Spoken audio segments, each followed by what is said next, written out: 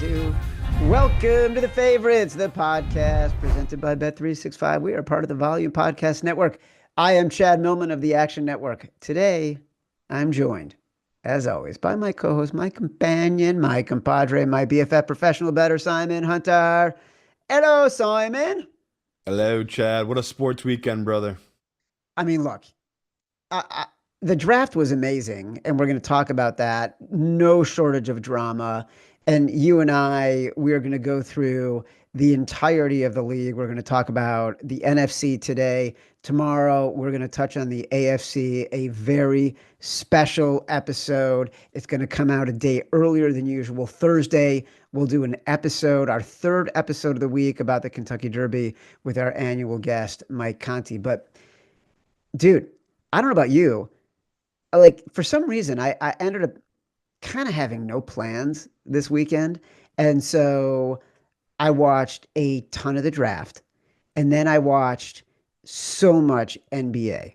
And these games were insane. The Clippers and the Nuggets was insane. The Pistons and the Knicks was insane. The Lakers and the T-Wolves was insane. But also, somehow, I found myself watching the Cubs and the Phillies on Saturday and the Cubs and the Phillies last night. It was like a full-on sportacular. Yeah, it's the best, especially someone like me who's kind of a phony NBA fan where because my team sucked, the Sixers, I barely watch any of it. I mainly watch college basketball. But as soon as the playoffs hit, I feel like we all just dive back in because that's when everyone's trying.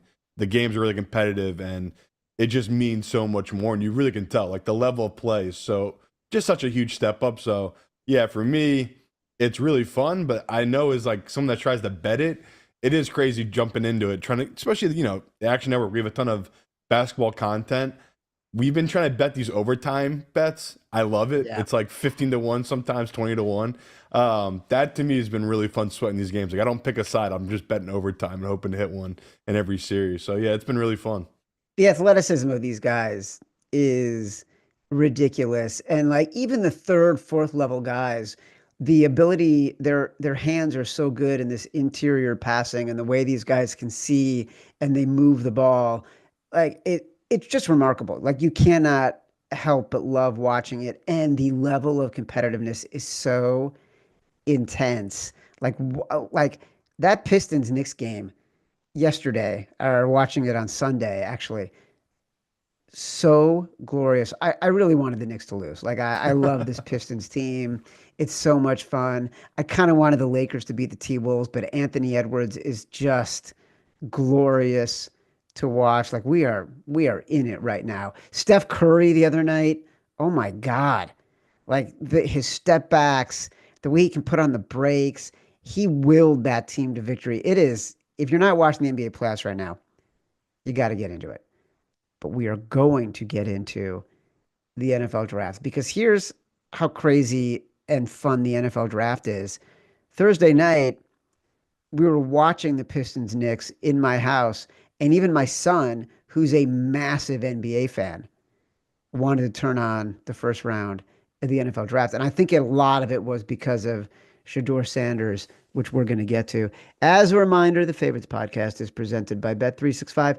New Bet365 customers get $150 in bonus bets when you bet $5. Sign up using promo code favorites, deposit $10, place a bet for $5 to get $150 in bonus bets. Those bonus bets can be used on spreads, totals, player props, futures, and more. Whatever the moment, it's never ordinary at Bet365. Must be 21 or older and present in Arizona, Colorado, Indiana, Iowa, Illinois, Louisiana, North Carolina, New Jersey, Ohio, Pennsylvania, Virginia, or 18 and older in Kentucky. Gambling problem? Call 1-800-GAMBLER or 1-800-BETS-OFF in Iowa. Terms, conditions, restrictions apply. All right. I mean, look, there were players that dropped, right? Will Johnson, injury. Mike Green, the linebacker from Marshall. There were some questionable character issues, so he fell to the Ravens. But there's only one story here. Shedeur Sanders dropping. We talked about this last week with Raybon and Evan. How did this impact your bets, seeing how he dropped?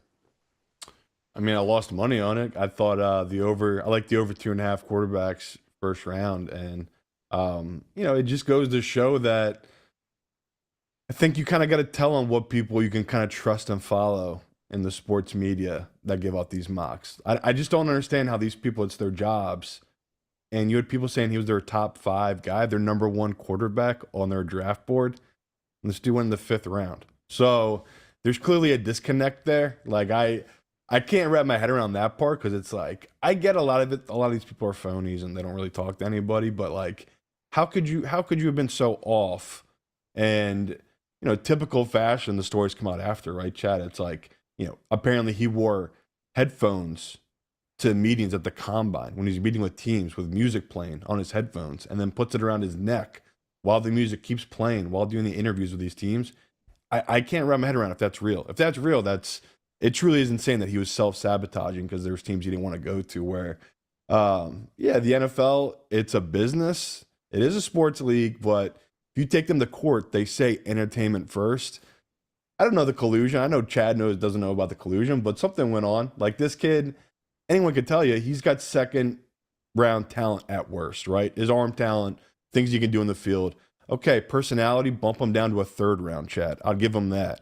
But for this kid to drop to the 5th round, he must have just burned a ton of bridges, and the league humbled him. And, I love the historical data. Dove it right in. I asked myself, who is a great 5th round quarterback, Chad? I don't know if you could think on one for a second. I got an answer for you. It's 0. It's never happened in the NFL. So I'm excited for him to prove these teams wrong and write his own story, or he's going to fall apart, be a wash out of the league in 3-4 years, and these GMs, these teams were right. So really interesting storyline to follow for the next 3-4 years, Chad, of what Sanders is going to become. Well, look, the meltdown, the meltdown, for lack of a better term, of Kiper, and watching him kind of get angrier and angrier as the days went on, of how Shedeur Sanders was dropping when he had him as his QB1 from the beginning and never wavered. And he actually talked about this, because I like, it was riveting to me. And I think by, I don't know what it was, Saturday afternoon, I was watching the draft at this point only to see where Shedeur Sanders was going to go. And it's kind of like when everybody was watching the 2nd round of the NBA draft last year to see what happened to Bronny. When Shedeur Sanders finally got drafted in the 5th round, Mel went on air and said, these are the number of quarterbacks from the 5th round who have ever made the Pro Bowl. Something to that extent. The number was 0. It was like, in the 3rd round, you had like 16, and the 4th round, it's an anomaly. It's a freak. 17, even in the 6th round because of Brady, but 0 in the 5th round. And you really got to look at this. The NFL, for all of its failings, and we've talked a lot about the inability to accurately scout quarterbacks, it is rare. The reason why everyone talks about it, when a Puka Nacua comes out of nowhere, when a Tom Brady comes out of nowhere, because those are the exceptions. Shedeur Sanders is going to have to defy tremendous odds to get on that field and be effective and be the player that everyone thought he would be in all of their mock drafts. Kudos to Evan and Raybon, who throughout their draft podcasts, they were saying this guy is not a 1st round talent. They weren't saying he was a 5th round talent, but like, this is not a guarantee that just because he's going to a team that might be the right fit for him, that he's going to get a chance to be the guy everyone thought he could have been when they were mocking him to go in the 1st round. Yeah, like I told you months ago, I had scouts tell me this guy was a 2nd round talent. They didn't tell me he was off their draft board. That was the thing that was most shocking. It's like the day after, everyone's like, no, half these teams didn't have this guy as a top 4 round pick. Some had him off their draft board. It's like, who had them off his draft board? Like, he had to have self-sabotaged, Chad. Nothing else makes sense, where it's like, I try to go through and think of who are the cockiest personalities come out of the last 10 years. Like, that's what I was trying to think of. Who would go in there and be such an asshole that they were just like, I don't care the talent level, I'm downgrading this kid. I'm not nobody. That's the Exactly. thing. That's exactly. Like the only ones I could pop in my head, I'm like, even if Joe Burrow was cocky as shit, he wasn't an asshole. He wasn't ignorant about it. He wasn't going to these meetings being like, I'm hot shit. I'm not even taking an interview with the Bengals. I'm too good to go to Cincinnati.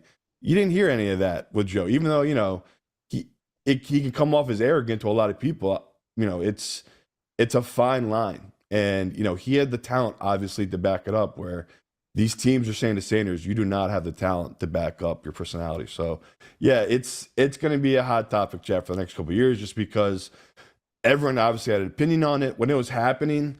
I'm sure you're the same way, where part of you feels bad, but there's another part of you of he had to have brought this on himself. Like there's no other like these guys are trying to win. This is a business. So for all of them together to take a stand and say this kid's a 5th-round pick, it was shocking. Like we just said, we all at worst thought he was a 2nd-round pick. He was 3 rounds later, Chad. So yeah, definitely the craziest storyline of the weekend. Well, look, what's interesting about the NFL and what's interesting about NFL owners is the tolerance for uh, criminal misbehavior, violent misbehavior, um, versus their tolerance for uh, attitude misbehavior, potential distractions in the locker room. Shedeur Sanders, cocky, arrogant, distraction. Colin Kaepernick, distraction. But how many players get drafted? How many players get second chances? How many players are atop anybody's draft board after egregious criminal mistakes, right? And so you can see what the line is for NFL owners. They don't want anyone who is going to make noise and challenge them from a personality perspective, but they don't mind people who are going to challenge what are considered to be the appropriate ethics and beliefs that they should have. It's a very interesting study. There's no denying it. Like where owners fall on the line of challenging personality versus challenging criminal behavior. There is, but it's because of the money, brother. It's like I love Tim Tebow. You can't have Tim Tebow be your 3rd stringer. That's why Tim Tebow was out of the league. Who wants to hear about your 3rd-string quarterback all the time? So I get what you're talking about, but at the end of the day, a lot of these guys do have personalities. The money's so insane. They know, right? Don't say shit. Just play the game. So, the only guy that really can say shit is Aaron Rodgers because he's on his way out. He can be a little crazy, talk about doing drugs and all this other stuff in the offseason. You ain't ever gonna hear any of these young guys talking about that stuff, Chad. So yeah, I can't get over how that happened. And like you said, the whole meltdown on TV with Mel, it was theater. It's what we love as humans. It's crazy to watch. It was such good theater. Yeah. It was glorious. And you know what? Good for Mel. Like, good for Mel that he stuck to his guns and he's done this in the past. Look, there's that infamous scene with Bill Polian when they, Oh, I thought you were gonna say Jimmy Clausen. That's more recent. well, You yeah, remember Jimmy obviously, Clausen? but no, I remember Jimmy Clausen and he's saying this guy should make 8 Pro Bowls and whatever. But You said he'd quit. You said he would that's right. retire. That's right. But what's interesting is, like, Mel is an affable guy. We love Mel. We've had him on the show Yeah. before. And I think he's fantastic. And what he's done with the draft is amazing. But I love that he will be stubborn on certain things. And this is a relationship business, and he does not back down from it. And he cannot be challenged by anybody for his opinions because he's been right so often. And he created what has now become this massive, massive industry of covering the draft and being mesmerized by the draft. And I love the fact that he has been pounding the table on Shedeur Sanders. I don't care about Shedeur Sanders' success or failure. I am interested to see if Shedeur Sanders can make Mel Kiper look good, because that to me is going to be a storyline that is going to be relevant until it's decided. And the way these things go, look, Geno Smith, his career didn't become his career until he was 10 years in. So in 10 years, Mel Kiper might long be retired and he could finally be proven right about Shedeur Sanders. Well, I said Sanders' ceiling was Geno Smith, so I don't know how much that's winning Mel Kiper. If at the end of it, if it is a Geno Smith type, it's like, all right, way to go. Well, it's funny because he does have that list of players drafted who slid down the board, who he had as much higher ranked players. Geno's on there. Jimmy Clausen is on there. I think there were 8 guys on there, and 6 of them have gone on to really productive careers. 2 of them, Jimmy Clausen and somebody else, did not. And he's got one more guy on there, Will Levis, who, it remains to be seen, but it's not looking good. That wasn't on the list.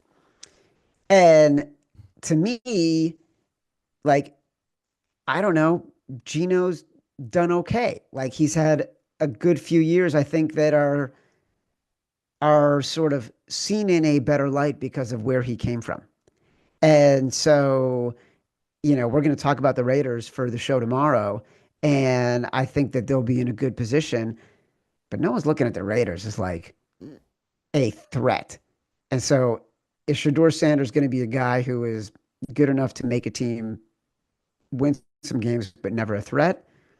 We're going to find out, but it's going to be a great story, and it's why this league is so much fun. Give them Hard Knocks. Oh God, that would be amazing. There's all those goofy rules about Hard Knocks, but who knows if they're eligible for Hard Knocks. But if the NFL knows what it's doing, which it definitely does as an entertainment entity, they will figure out how to fix those rules. So Cleveland is 100% in Hard Knocks again. All right, I want to get to team by teams here. NFC East. Start with the Giants. They had Abdul Carter, great pick. Everyone's, saying it's a no-brainer. Number 3 overall, edge rusher from Penn State.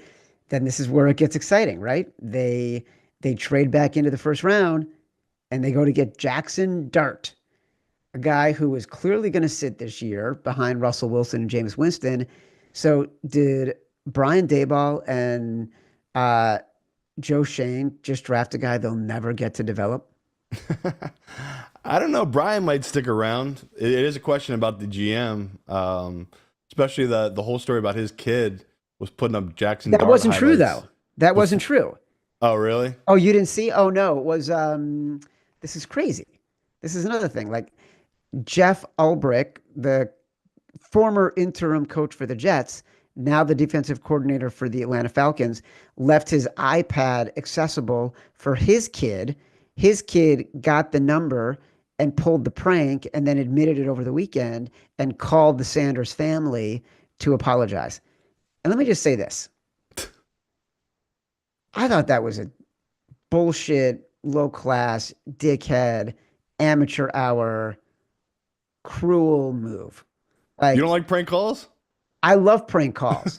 I do. I used to listen to the Jerky Boys There on you go. CD on the way home from driving from Chicago to Bloomington and back, and Bloomington back to Chicago. Loved it. Huge Jerky Boys fan. Obviously love when Stern does his prank calls, all that kind of stuff. But I think there's a difference here between Shedeur Sanders, who was clearly as arrogant as he is, was actually trying to handle the whole draft situation with dignity and being open about it and standing in front of the camera and making statements and communicating with fans. He could have gone into a hole and, while he's living his life out loud when he's successful, decided I need my privacy when I don't. He didn't do that. And instead, these idiot kids act like fucking dickheads and try to be funny and take a challenging moment for Shedeur Sanders and make it worse. I just thought it was bullshit. I didn't even watch it. My kid asked me last night at dinner if I had watched it because he had told me about the apology. And I'm like, I didn't even watch it. Like, it made me uncomfortable. It felt like it was voyeuristic and they were dicks. That's how I felt. Yeah, as always, humor is subjective. I am a fan of all prank calls. I could be on my deathbed. Call me up, prank call me.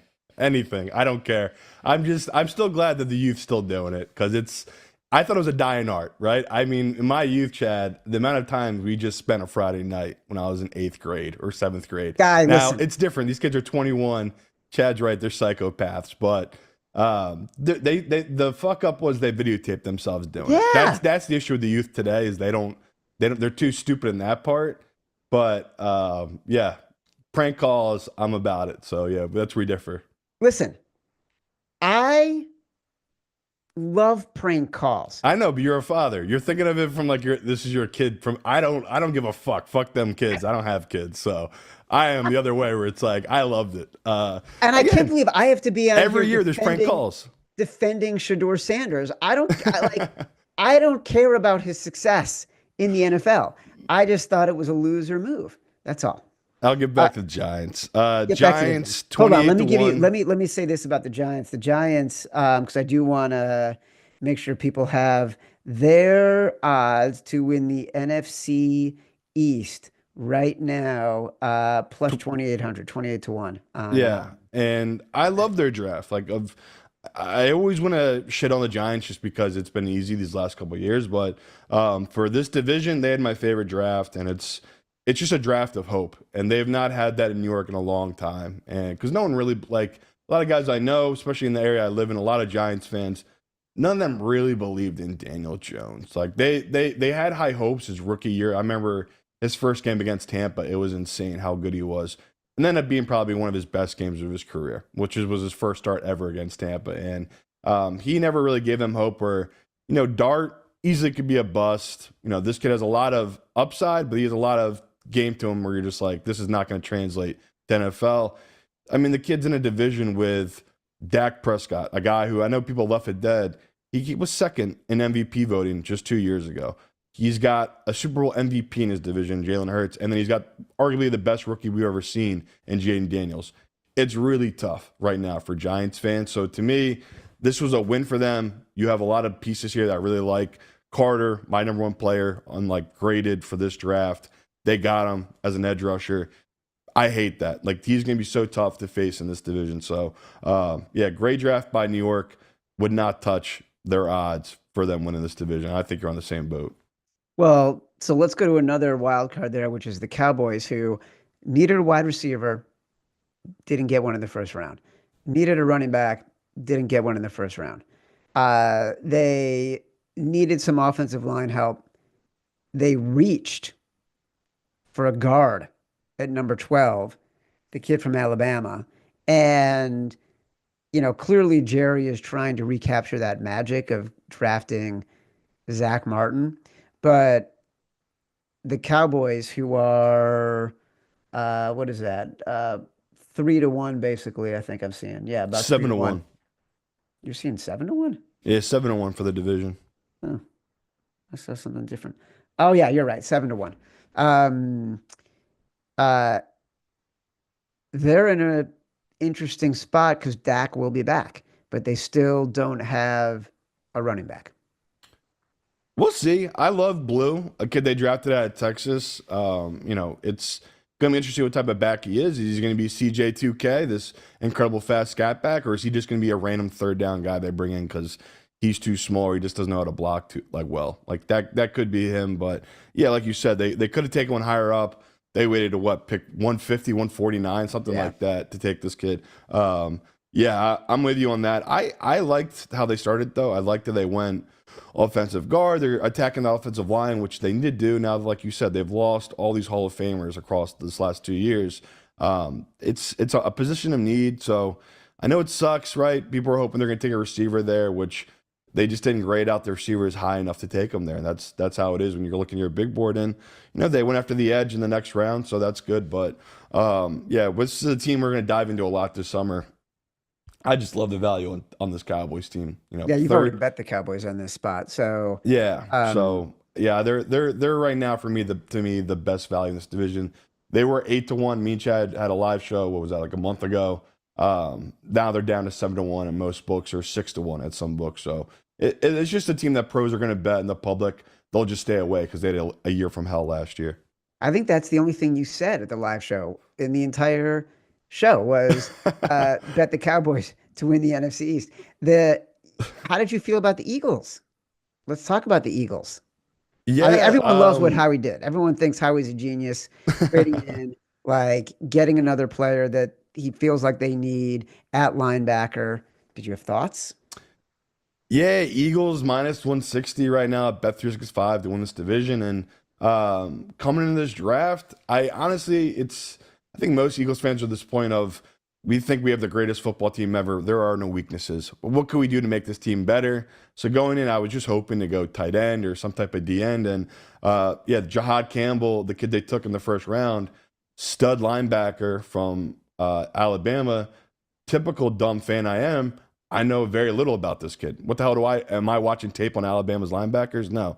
So I've dove in on him, love him, find out he's from Timber Creek, like literally 20 minutes away from me here in South Jersey. So he's a local kid, stud, doesn't need to necessarily play linebacker, can be an edge player. So, you know, how he does it once again, has this guy fall right into his lap, trades up, which I won a bet, which I did not deserve to win. I'd made a bet the Eagles would trade up because I had info that how he was going to try to move up. And apparently he was getting rejected for an hour by every team trying to trade up. And he saved my ass, trade up one spot for me to win that bet, 5th round pick. And yeah, you know, it's a team that Howie clearly loves our offense. He took, I think it was 5 straight defensive players in this draft. So there's certain things I like about teams doing that. And like, I think our offense has 0 weaknesses, attack the defense, and that's exactly what he did. So once again, Howie, most people are giving him the classic A+.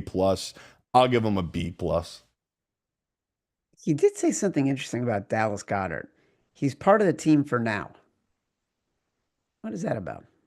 I think he stays. I think they were going to try to move him, but the tight ends they wanted got taken, and they basically, because this was a really good tight end class, and it just didn't work out with the board. And he's got a 1-year deal. Howie doesn't really like playing guys on the team on a 1-year deal, so that's why I wouldn't be shocked if they do move him. I would not. Like, to me, I know he does get injured, but when he's out there, Hurts has so much trust in him, especially on third downs, which is like, we talk all the time. If you have the right guy on third downs, it changes the whole dynamic of your team. So I hope they keep him, Chad, because they didn't address the position, but still would not be shocked because Howie just has a weird thing about keeping guys on 1-year deals.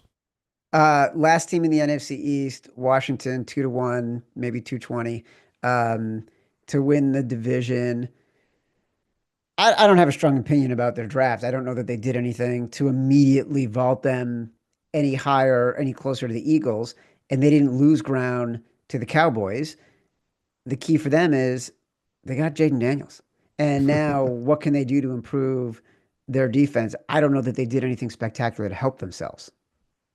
No, and they were a year early. So another team, I would not touch their odds. They should be closer to plus 350, plus 400 for this division than they are. They're just beloved by everybody. People are making Jaden Daniels a top 5 quarterback already in this league, a guy who's played 1 year. So that's, just stay away from them. And, you know, this draft, they had 5 picks.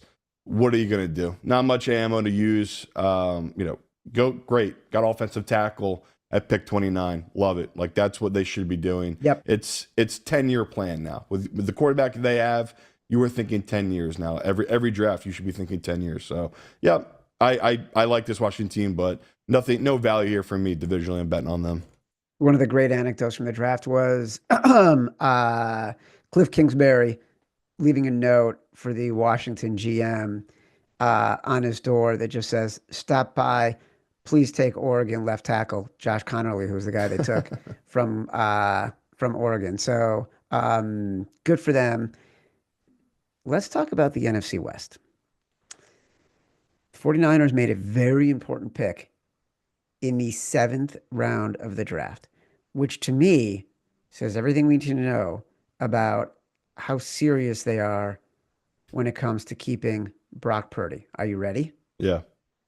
They chose Curtis Rourke, Indiana University, starting quarterback in the 7th round. To me, that clearly says we're not messing around with Brock Purdy. We're going to recreate the 7th round magic, and they're going to bring Curtis Rourke into the starting lineup, replacing Brock Purdy when he wants his 65 to 70 million a year. They're going to be like, we got the winner who took the Indiana Hoosiers to the college football playoff.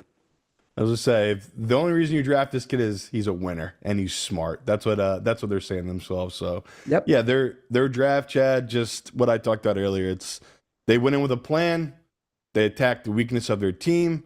what is the weakness right now, the 49ers? It's that defense. They have a whole total overhaul of this defense. So, yeah, they started with an edge, a D tackle, D lineman, DB, D lineman. Like, that just shows you exactly what their plan was there. Just to attack that D line and attack what they think is a weakness right on their team is that defense. So, yeah, not much to say of the 49ers here. Plus 145. Don't like that value at all. I think their over-under win total was like 10.5. Yeah. I can't do it. So, yeah, interesting team coming into this season. Yeah, they went Michael Williams. Is it McKell or Michael? Edge rusher from Georgia. Then they went defensive tackle. Then they went linebacker. Then they went cornerback, defensive tackle. They had a wide receiver, a running back, like a safety. They basically just drafted all defenders, other than Curtis Rourke, future starting quarterback. The Rams, meanwhile, plus 165 to win the division. There were a lot of people who were like, will the Rams go after Shedeur Sanders? It felt like, they need that pick. They need a guy who can back up Matthew Stafford. Were you surprised at the Rams draft? Kind of a quiet draft. Like, they weren't aggressive. They traded out. Were you surprised at the Rams draft? No, because all the whispers you hear is that they actually like Dart, and that if you look, they traded out right after he got taken, and they traded out for a ton. Like, that's a great trade by them getting out of there, getting a first round pick for next year, which we talked about before the draft. I think next year is a really good draft class. So if that's the route that they want to go with McVay, they're going to have the opportunity. But yeah, this whole draft they kept trading down, and yeah, this is a team that, one of those front offices I just trust in everything they do. Like, they hadn't had a first round pick for years, and they finally did get one. They had the best defensive player of the season last year in first. So yeah, this is a team that, I wouldn't bet them at this point plus 165. They were plus 200. It's come down. I'll wait. This is a slow starting team. We have the history on it. Every year they start slow, and then they figure it out as the season goes along. So yeah, we just have to trust this team, right? It's McVay and this front office. I assume they nailed the draft, but if we look at these pieces on the draft board, I got no clue. Right. I mean, it's a lot of it wasn't shiny, spectacular, explosive players. No. It was a lot of continuing to build depth for the Rams in all the places where they like to build depth. They're building depth at tight end. They're building depth across the defensive line. And look, they've been brilliant at it. We saw it last year. If they think, all right, we can get through one more year with Matthew Stafford, and then next year, if we've got 2 picks, we can package, trade up, get one of the top quarterbacks coming out of the draft, that could put him in a really good position. Totally agree with you. It's interesting to me. It makes me feel better about the Giants loving Jackson Dart, that Sean McVay liked Jackson Dart so much. Arizona Cardinals plus 550 to win the division. We talk about guys dropping. We talked about Shedeur. We talked about Mike Green. Will Johnson, who they took in the second round, the cornerback from Michigan, he dropped because of an injury. But people are loving this pick, talking about him having all-pro potential that you don't often get in the second round. Are we more enthusiastic about the Arizona Cardinals right now? Yeah, this to me is the best value in this division. If you're looking just divisional odds, you can get a plus 550, you can get a plus 600, shop around. To me, this draft, they needed to attack the defense, just like a couple of teams you've already talked about, and they did. Like, first round pick, D tackle. Then, like you said, Will Johnson, cornerback. Then they went edge, and then they went D line, then they went D back. Like, this is how they should have drafted, right? That's the weakness of this team, is their defense for sure. So, confidence in Kyler Murray, every year it gets less and less, Chad. I think you're in the same boat. So, this is a team where every year it feels like it's a make or break career year for Kyler. We all know he's got the talent, he's got the tools, he's got the weapons offensively. No more excuses. We're over. I think everyone's kind of over. I think Arizona is about a year or 2 away from being over it as well. So I love what they did. Attack the defense.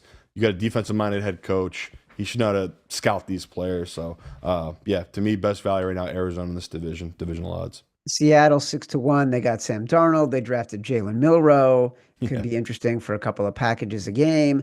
They really focused on the offensive line. That was the issue last year. We saw it. They couldn't stop anybody from getting to Geno last year, and that ultimately became the Achilles heel for the team. So the first thing they do, they draft this guy, Gray Zabel, who's the guard from North Dakota State, who Mel went crazy over. And it was a sort of a non-spectacular, non-high profile names, yet players who, if you look at draft experts, everybody loved what Seattle did. They drafted high quality, high potential for need on their team. Yeah, love this kid. I saw a couple of interviews with him, his personality as well. It's like this is the exact kind of guy I want on my offensive line. He's got that personality for it and just an absolute dog, but that's not going to fix their issues this upcoming season. The more I look at their team, I'm excited to see what their defense is going to be like in year two, but their offensive line is terrible, and that's Sam Darnold's Achilles heel is pressure, especially up the middle. So great that they took a guard, a guy we think is going to be a good player, but they have a lot of holes to fix. And I just don't think they did enough in this draft to fix those holes on that offensive line. Let's do the NFC South because we love Baker. And last year at this time, I think we were thinking the Bucks might be the worst team in the division. Now they are the odds-on favorite to win again. They chose Emeka Ibuka, the wide receiver from Ohio State, which could just tell you something about how they feel about Chris Godwin. They also chose a guy that we talked about um, last week on the podcast with Thor Nystrom, who loved Benjamin Morrison, the cornerback from Notre Dame. They drafted him in the second round. And, if you want to talk, maybe I'm getting soft. You loved the prank call of Ulbricht's kid to Shador Sanders. I loved the complete, total, genuine, authentic, emotional response that Ben Morrison had when he got the call from the Bucks and was just full waterworks, full tears, joy, relief, pride, happiness with his family. That to me was like those homecoming videos that you get on TikTok where the soldiers come home and they're hugging their kids and the kids see them and they freak out. That to me, what that was. I could just watch that all day. Go Bucks. Go Ben Morrison. Yeah, yeah, and I would say just from the top, pretty interesting that they open at plus 110 for this division. Like the fact that the books are giving them so much more weight over Penix and Atlanta, which I think is going to be the really Joe Public team. So that shows that early smart money's got to be Tampa, right? That's Yeah. professional money here, making that number what it is. And looking at this draft, like you just said, they had to attack that secondary. That was their biggest weakness last year. I know they had horrible amount of injuries, and at the end of the day, though, they just had a talent weakness at that position. Even their starters before they got hurt weren't great. So the fact that, they're going after their cornerbacks, they're going after D line, and like you said, started out the top with a wide receiver because, Godwin is coming off a major injury. Love it all, Chad. And it's just Tampa. Like we keep saying, it's incredible the organization they are in this division where, as much as we love shitting on this division, this is a Tampa team that is an expansion team, has won multiple Super Bowls, and it's pretty incredible at this point that Tom Brady now, what is it, year 3 since he's been gone, and they've won the division 2 years in a row since he's left. So really, really impressive. And like Chad's basically saying, we're just going to trust this front office. They just keep making the right draft picks and the right moves. Uh, Speaking of Atlanta, not understanding their moves for the second year in a row. Yeah. Okay, like they got their edge rusher in the middle of the first round, and then they trade a first rounder to the Rams, who basically fleeced them to get back into the first round and draft another edge rusher who wasn't even like the highest rated edge rusher left on the board. Yeah, it's bizarre, especially where I love the Walker pick. It felt like that was great. You guys are attacking the edge. You need the ends. Great. Now you'll take another one in the second round, maybe. No, they traded back in to take another DN, which is good. I like the idea for their team. But like you just said, it's really stupid value, especially where they have an unproven quarterback in Penix being their starter next year. I mean, they could shit the bed. This could be a top 10, top 15 pick. So, bizarre move. Rams, like we said, just the rich getting richer. Smart move by them. And overall, this is a team that needed to attack the defense, like we talked about. They used their first 4 picks attacking the defense. Their last pick 218, took an O-lineman. So, this, like you said, plus 230, plus 240 for them to win this division. I am not touching Atlanta. I don't really trust this team, and I don't know how I feel yet about Penix. Is it too early in the year to say, all right, we're going in on the Panthers at plus 435? Because they addressed every need. They needed a receiver for Bryce Young. They needed edge rushers. They did that. They needed help like along the defensive line. Generally, they did that. Like, they were great. They were totally great. Love the Panthers. If we believed in them at the end of the year, we have to believe in them at plus 435.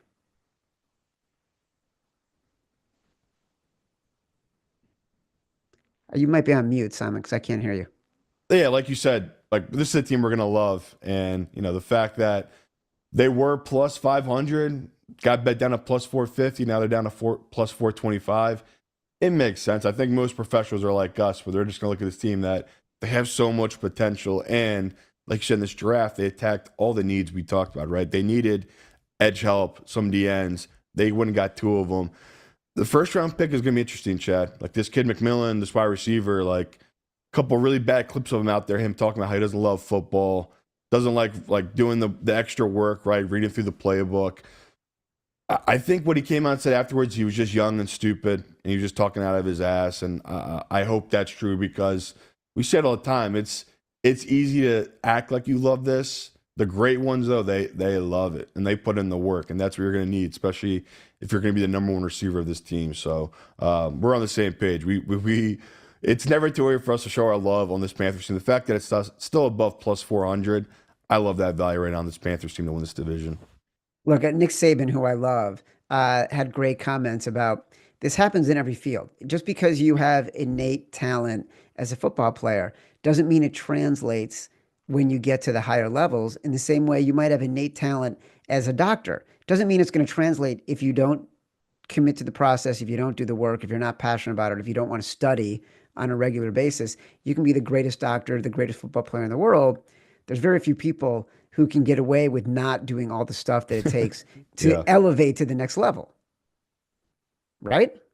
Yeah, and just people, like, I always love the story about young guys who come in, they see the veteran quarterback and how eye-opening it is. And, Mahomes tells a great story about Alex Smith, where he was just like, I knew how hard I had to work, but seeing the fact that he was always the first one in, last one out, like, really does instill into you. It's like, you want to be the best. The guy who was already much better than you was putting in that extra hours. Like, we talk all the time, the Kobe story. Kobe going to the gym with the USA basketball team at 4 or 5 in the morning. LeBron James couldn't believe it. He goes, wait, you're practicing before our practice and lifting? And that's when he realized, like, that's what it takes to be great. So, it's really interesting what they did in this draft, this Panthers team. Saints went with Calvin Banks, first pick, tackle from Texas. We had a long conversation about them in the podcast last week, where his position was going to be. He was starting to get all this love. People thought he might go before Will Campbell, who went 4th overall to the Patriots. He did not. But what got interesting was everyone thought Shedeur Sanders to the Saints was the exact right spot. And then in the second round, they draft that, 85-year-old quarterback from Louisville.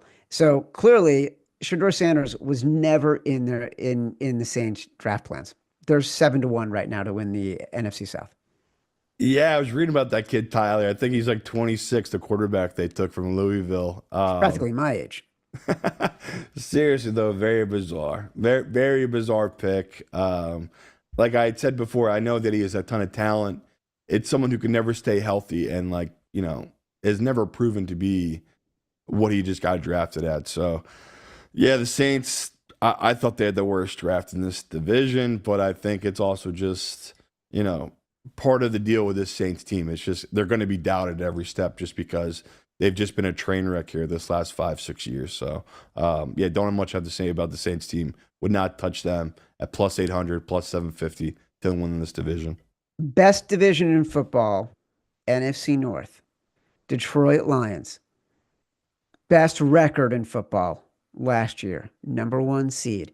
Did it with masking tape on their defensive side, on the defensive side of the ball. So what do? First pick, they draft a guy from Ohio State, defensive tackle. Great move. But then they go offensive line, wide receiver, offensive line.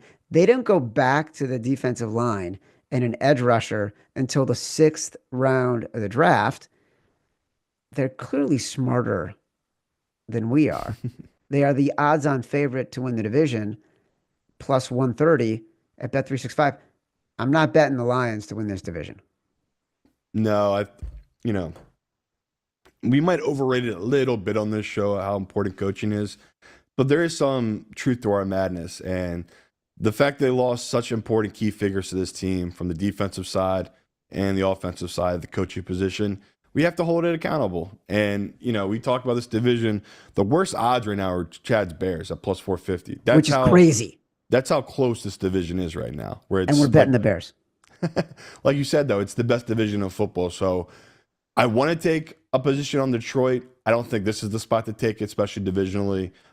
It's not a good number. And like you said, I'm going to trust their front office. I like that they attacked just the D-line. The D-line, first pick, great. Now, give me a couple offensive linemen, right? Keep building on what makes you guys so great, which is that offensive line. That's what it's all about. And, you know, the whispers we hear about them moving on from the wide receiver Williams, we don't know how true it is, but they did take a wide receiver at pick 70. That's a big deal. So yep. You're right. Like, this is not a team we're going to take a plus 130, but I'm excited to see what they're going to be like without Ben Johnson. Like, this is just a team that oozes a crazy amount of talent. Can they stop being cursed, put it all together? Remains to be seen. Packers plus 275. Jordan Love coming back for a full season healthy. And I do like what they did here. After years of neglecting the receiver room generally, and trying to patch together with lower rated players, they went out and got a burner in Matthew Golden, who had dropped a little bit. A lot of people thought he might be the #1 receiving prospect, and they got him at 23. That's a weapon for Jordan Love. I love this play. Still not the team I would bet to win the division. Yeah, I don't hate the number. I wish it was plus 300, plus 275. It feels like we missed the best of the number for this division. You know, love the Golden pick. Green Bay fans bitching and moaning about them never taking talented receivers. You guys drafted Devontae Adams. What the fuck you talking about? Jordy Nelson, you drafted him as well. It's like you guys have had some great draft picks. Your front office is just smart taking them in the 2nd, 3rd round. And, you know, Golden here, he definitely slipped, right? This is the guy that a lot of people are projecting to be a top 10, top 15 pick and maybe the first receiver off the board. Yeah, speedster. Excited to see what LaFleur does with him in different packages. You know, this is a team that went receiver, offensive tackle, receiver. I love that start, right? They're basically saying to Jordan Love, okay, we'll admit we failed you a little bit here. We have not gotten you the weapons wide receiver that we should have in these last 2-3 years. We're going to attack that position in this draft. And, you know, obviously they need Golden to hit, right? In this division, the difference between the #1 team and the last place team is so small. It's going to be guys like this type of pick that could change the division. So if Golden hits, he's a Tyreek Hill type, you know, a speedster that can stretch the field and open up the run game for Josh Jacobs. It's a home run of a draft pick. So, yeah, I get why Green Bay's fans are so excited. How can you not be taking this kid with a great name as well, Golden? I love it at pick 23. Minnesota Vikings plus 400. Minnesota Vikings.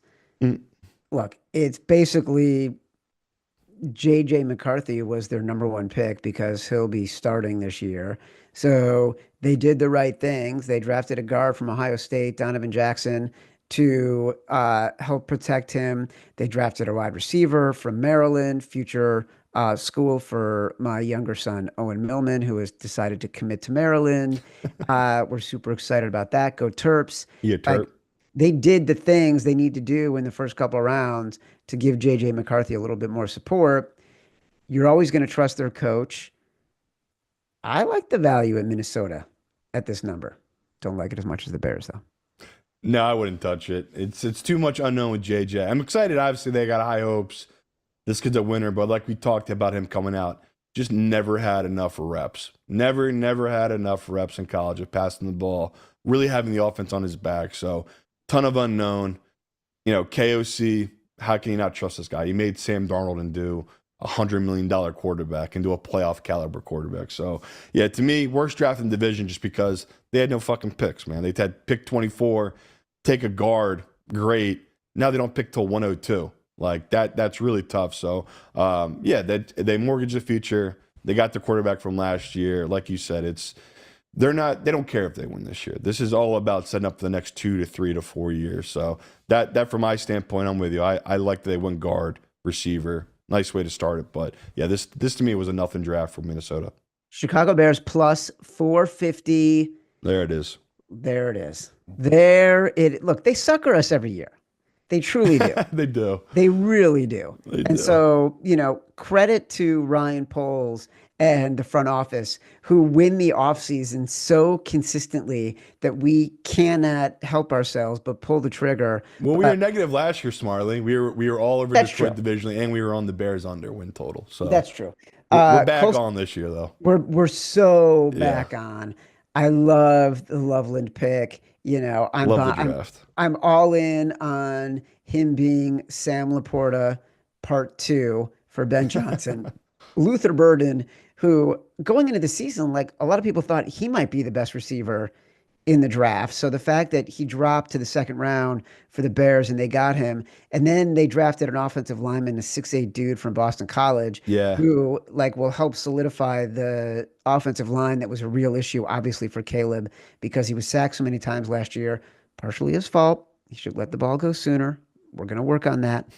But they need defensive line help, and they kind of ignored it and just said, we need to do everything we can to maximize the opportunity for Caleb Williams to be successful, recognizing how important and how good the other quarterbacks are in their division and in their conference.